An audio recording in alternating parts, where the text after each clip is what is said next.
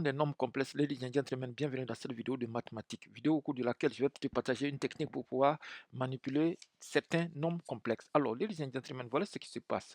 On te dit en mathématiques de développer un demi plus i racine de 3 le tout au cube. On est d'accord que tu ne vas pas te casser la tête à faire le triangle de Pascal. On est d'accord, si tu fais le triangle de Pascal, les coefficients de, tu vas chercher le coefficient de 3. Le coefficient de 3, c'est 1, 3, 3, 1. D'accord? Alors, le coefficient, c'est comme si tu as A plus B. Donc, tu vas appeler celui-là A, tu vas appeler celui-là B, tu vas faire au cube. OK? Donc, c'est long, tu vas développer, ça va faire donc les coefficients d'abord, ça fait 1, 3, 3, 1. Donc, ici, tu auras 1 multiplié par, alors, je change de couleur rapidement. Mais je t'explique ça, mais c'est long, ne fais pas ça, hein, ne fais pas ça, je t'en prie, ne fais pas ça.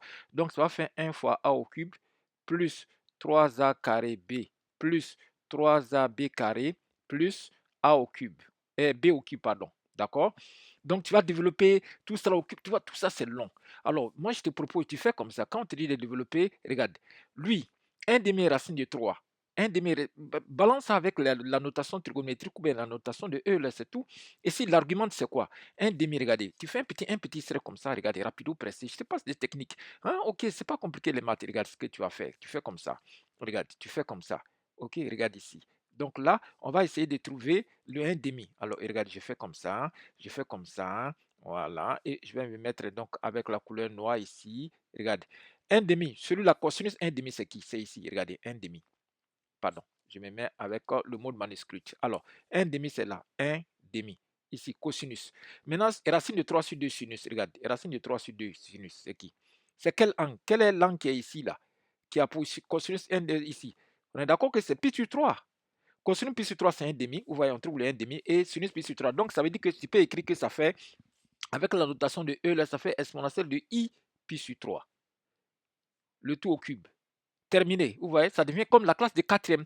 Multiplier des exposants ici. Exposants des exposants, ça revient à les multiplier. Donc, I pi sur 3 fois 3. Vous voyez, vous avez donc pi sur 3.